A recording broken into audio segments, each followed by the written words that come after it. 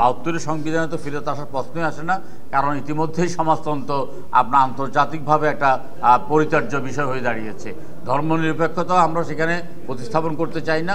আমরা মূলত গত 4 দিনের আলাপ আলোচনার পরে আপনার কমিশন আজকে যে প্রস্তাব দিয়েছে, সাম্য, মানবিক মর্যাদা, সামাজিক ন্যায় বিচার, সামাজিক সুবিচার, গণতন্ত্র, ধর্মীয় স্বাধীনতা এবং সৌহার্দ্য, এই বিষয়টার প্রতি আমরা সমর্থন দিয়েছি।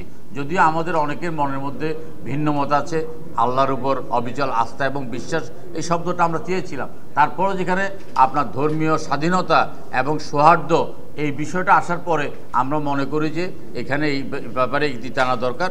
ভবিষ্যতে সংসদে যদি রাষ্ট্রীয় মূলনীতির ব্যাপারে যদি রাজনৈতিক দলগুলো কোনো সংবিধান সংশোধনের প্রস্তাব উপস্থাপন করে এবং সেটা যদি পাশ হয়, তাহলে আমরা কিন্তু এটার বিরোধিতা হয়তো করব না, বা আমরা বৃহত্তর স্বার্থে, আমরা একটা গণতন্ত্রের স্বার্থে এবং জাতীয় ঐক্যমত্যের স্বার্থে ধর্মীয় স্বাধীনতা এবং সৌহার্দ্য এই কথাটাকে আমরা মেনে নিয়েছি। আজকে আপনার কমিশন আলাপ আলোচনা বেশ উত্তপ্তই পরিস্থিতি সৃষ্টি হয়েছে এবং কোনো রাজনৈতিক দল আপনার এখানে কমিশনের এখতিয়ার নিয়ে প্রশ্ন করেছে।